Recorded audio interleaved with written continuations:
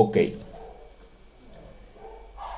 podríamos decir que el desarrollo de aplicaciones en Android tiene tres componentes principales. Uno es el lenguaje, que es el que vamos a ver justo ahora. En este caso sería Kotlin. Otro de los componentes es XML, que es un lenguaje de marcado. Y el framework de Android o la API de Android, que incluye el Android Studio, o puede ser también IntelliJ, pero bueno, normalmente o oficialmente incluye lo que es el Android Studio. Entonces por ahora vamos a ver un poquito de funciones y clases. Si ya sabes Python, entonces te va a hacer un poquito más sencillo. Entonces vamos a ver. Eh, en este caso, como lo vamos a estar utilizando, Kotlin tiene una función main, eh, que es básicamente el punto de partida de el programa que vamos a estar haciendo, de cada programa incluso. Ahí vamos a incluir todo el código que queramos ejecutar, puesto que si cada código que escribamos fuera de esta función y no lo mandamos llamar, pues no se va a ejecutar. En el caso de Python, podemos definir una función main, pero no siempre tiene una función main. Entonces, igual este concepto no lo manejas muy bien. En el caso de una aplicación Android, tampoco vamos a ver una función main, pero sí que la tiene. Lo que pasa es que nosotros no nos vamos a hacer cargo de ella. Entonces, vamos a ver. Como el nombre lo dice, la función main pues es una función. Y para declarar y definir una función, utilizamos la palabra fun. En el caso de Python era def, pero al hacer el cambio a Kotlin, pues vamos a utilizar la palabra fun. El nombre de la función, en este caso la función main, siempre se tiene que llamar main, pero exceptuando este caso, pues podemos utilizar casi cualquier nombre que queramos, siempre y cuando empiece con letra. Lleva paréntesis, en Python también llevan paréntesis, pero el cambio está en que en lugar de dos puntos y la indentación para definir el alcance de la función, vamos a utilizar las llaves. Entonces, todo el código que esté dentro de las llaves es el que va a ejecutar esta función, la función que lleve esas llaves. Entonces, en el caso de la función main, pues siempre hay que definirla y siempre se tiene que llamar así. Esto para que al ejecutar el programa pues sepa de dónde iniciar. Entonces, por ejemplo, vamos a imprimir un pequeño hola mundo con println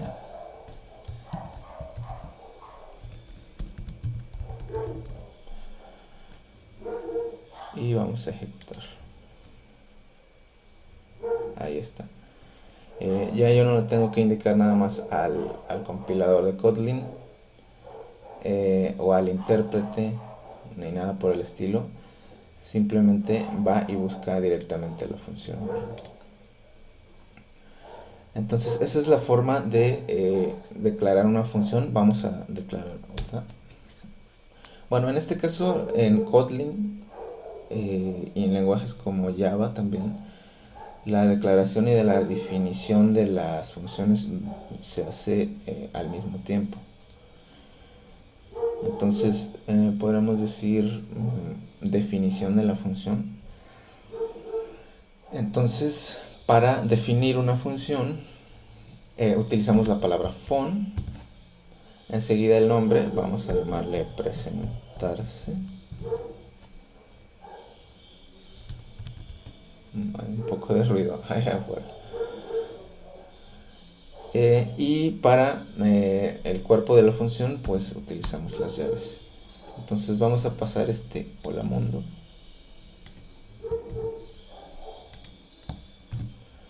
a la función. Y ya simplemente dentro de nuestro... Bueno, si la ejecutamos de esta forma, vas a ver que no sucede nada. Ahí está.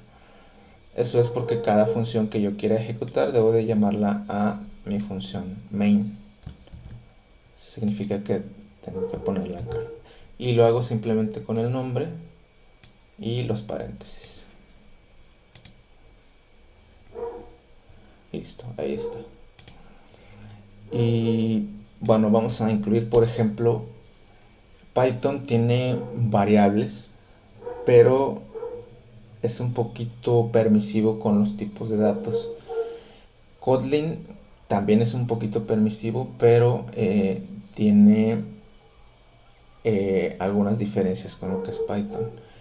Una de ellas es que tiene, por ejemplo, el keyword var para definir variables, que es el que vamos a utilizar ahorita, y hay uno extra que vamos a ver más adelante. Esto para no saturarnos de información. Vamos a ponerle nombre y vamos a decirle que es mi nombre, Ulises. Y por ahora vamos a dejarlo simplemente como nombre.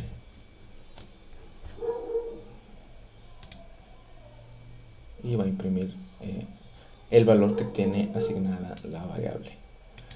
Una variable nos sirve para definir, para almacenar información durante la ejecución del programa. Esto en Python se hacía simplemente con el puro nombre de la variable, pero ves que ahora tenemos que especificarle que es una variable con el keyword var.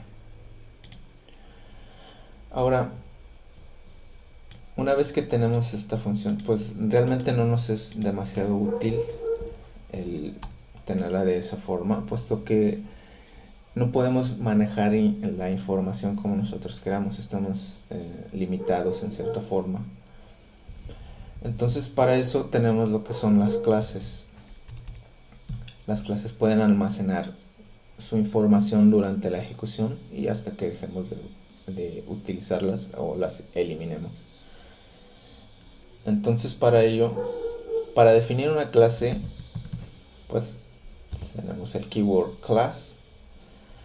Enseguida es básicamente como una función, solamente que se recomienda esta vez que las clases, los nombres de las clases empiecen con mayúscula.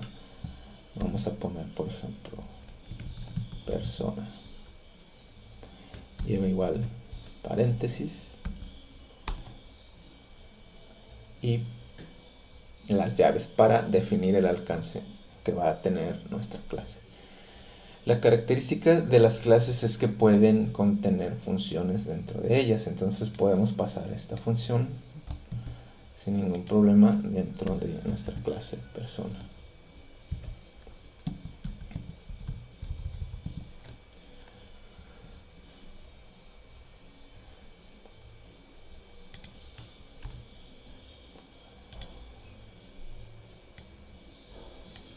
Ahora, para poder utilizar la función que pasamos a nuestra clase, tenemos que llamar a nuestra clase. Para ello vamos a utilizar el otro keyword que te había dicho, que es val. Y vamos a ponerle persona igual persona. Si te fijas son diferentes, este es var y este es val. Este var significa que a esta variable yo le puedo cambiar el valor más tarde. Por ejemplo, después de imprimirlo puedo ponerle nombre igual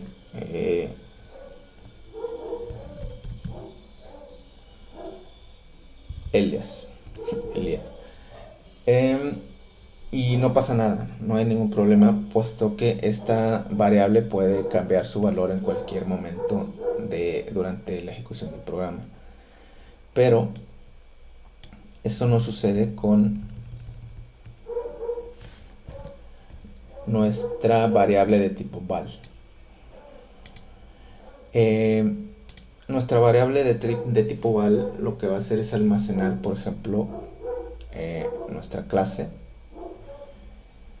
y no vamos a poder reasignar, por ejemplo, persona. No va a poder ser igual a otra clase, por ejemplo, empleado. Esto no lo podemos hacer, esto nos va a lanzar un error. Porque esto normalmente se utiliza justamente para almacenar instancias de clases. Lo que sí puede pasar es que las propiedades de la instancia de nuestra clase sí que pueden cambiar. Por ejemplo, puede usar un getter, o puede usar un nombre igual Ulises otra vez. Y esa es la diferencia. Entonces, más adelante vamos a ver un poquito más de esto, pero la idea es no saturarnos de información por ahora. Entonces, vamos a ver esto de la clase. Para yo poder utilizar esta clase, tengo que llamarla y almacenarla en una variable. Esto significa que o se dice que estoy instanciando la clase, y a su vez también significa que estoy creando un objeto. Entonces, esto sería mi clase.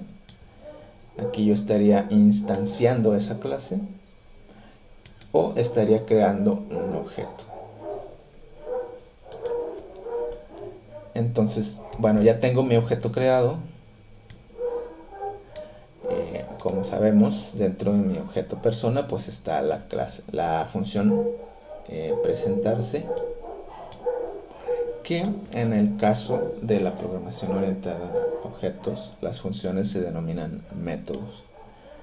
Entonces, está bien decir funciones, pero normalmente los vamos a escuchar como métodos. Simplemente lo que hago es llamar a mi objeto y por medio de un punto llamo a el método presentarse. Ahora vamos a ver qué sucede.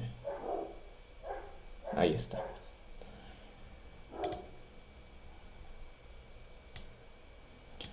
Esta parte ya está mucho más sencilla. La de mandar llamar es igual en Python. Entonces creo que no vamos a tener problemas con eso. Vamos a ver. Y ven, este método presentarse, pues tenemos esta variable aquí dentro. Eso no nos es de mucha utilidad. Entonces vamos a utilizar lo que es el constructor de la clase. Una forma sencilla de hacerlo es utilizar estos mismos paréntesis como constructor, que al utilizarlo como constructor tenemos que ingresar lo que es el declarar las variables.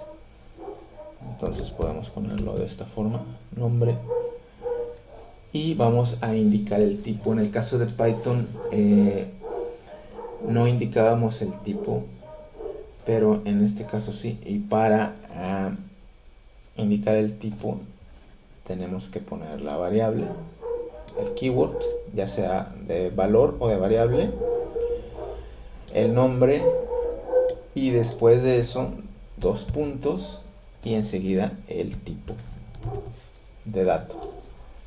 En este caso va a almacenar texto, entonces es un string.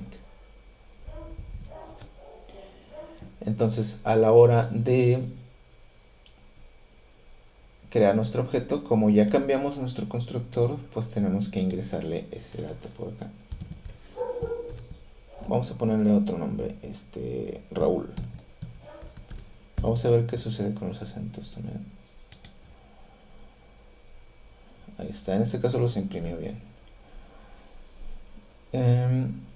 Y ya está. Esto nos es de mucho más utilidad que simplemente tener la variable dentro de la función.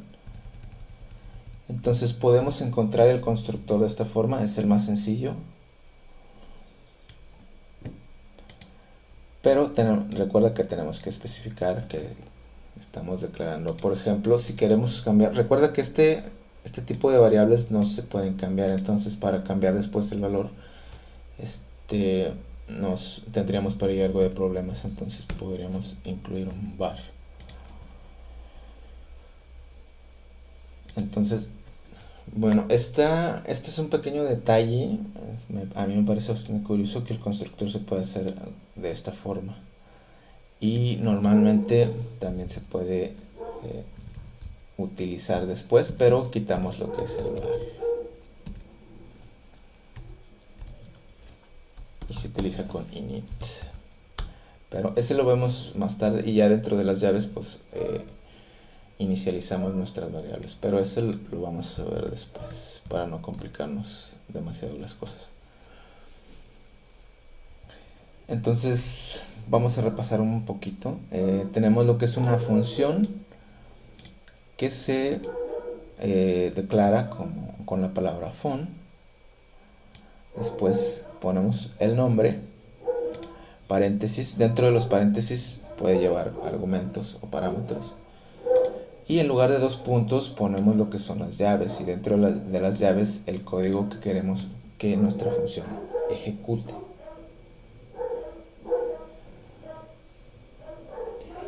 Después tenemos las clases. Se declaran con el keyword class. Después el nombre. Después paréntesis. Entre los paréntesis puede llevar los parámetros o argumentos. Y después lleva pues las llaves. Y dentro de esas llaves pues los atributos o los métodos que queramos incluir en nuestra clase. Entonces esa parte está un poquito sencilla.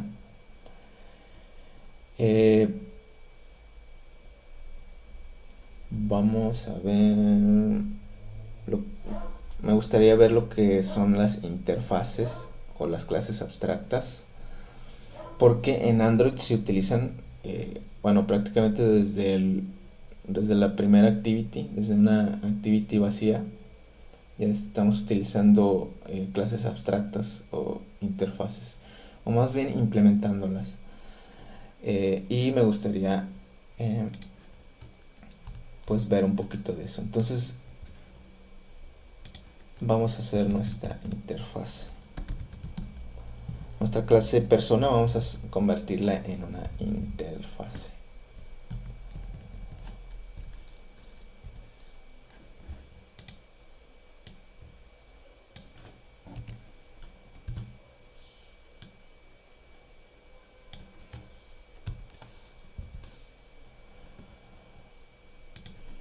Ahora vamos a poner nuestra clase empleado.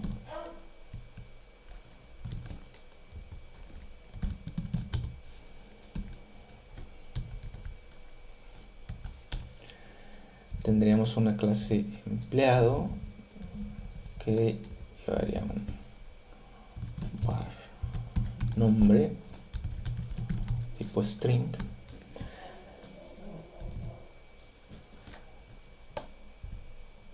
Y tendría una función, por ejemplo, saludar.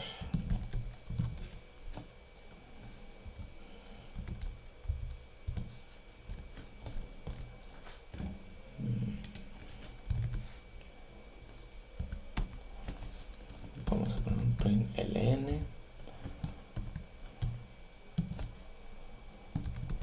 Hola. Entonces esto lo ponemos como empleado.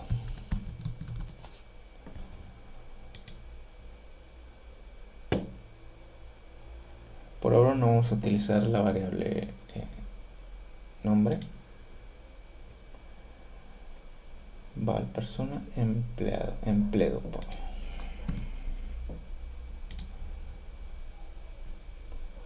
Ahora presentarse.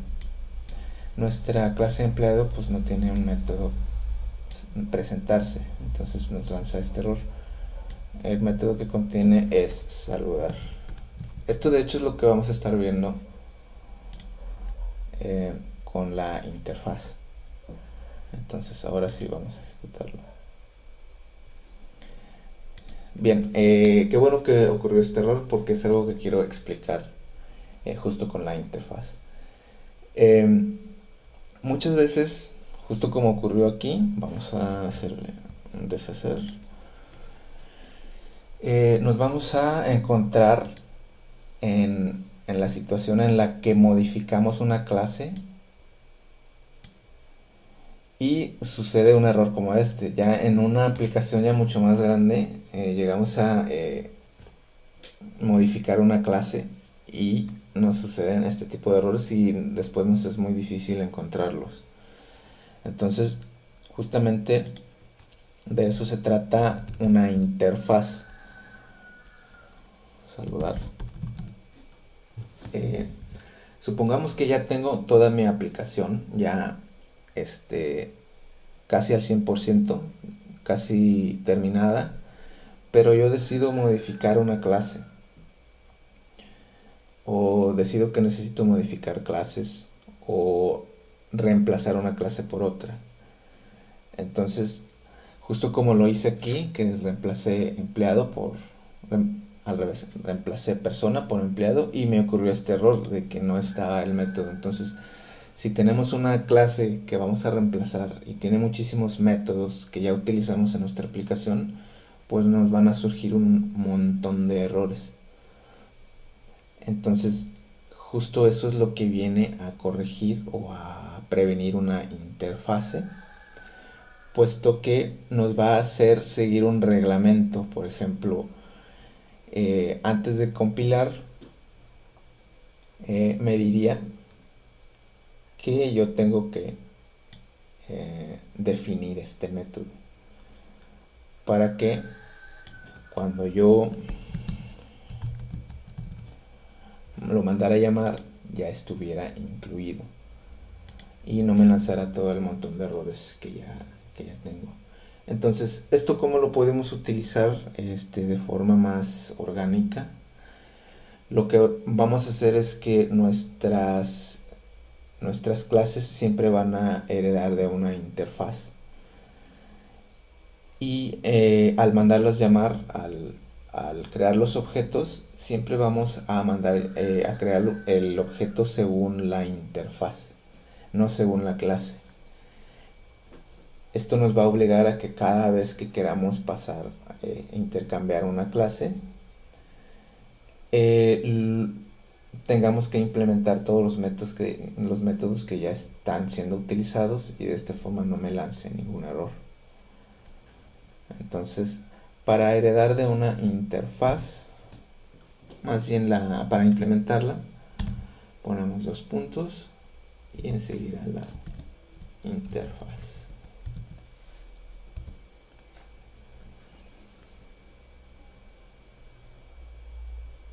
Entonces, incluso vamos a llamar saludar, que es el método.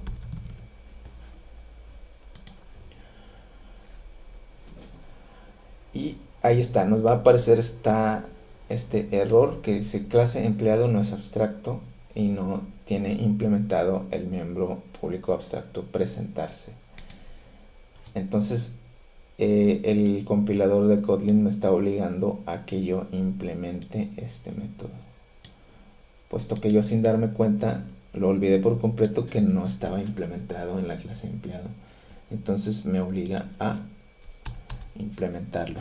Y para implementarlo yo utilizo un keyword que se llama, que es más bien override.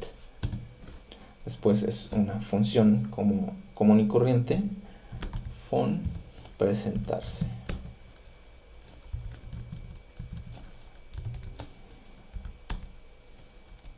Y ahora si pongo println,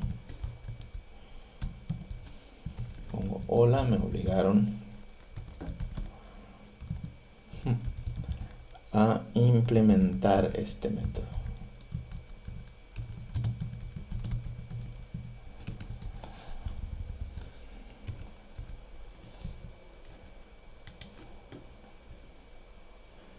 Vamos a ver qué sucede. Listo. Este no lo mandé a llamar, así que lo puedo mandar a llamar sin ningún problema. Igual que como mando a llamar cualquier otro método.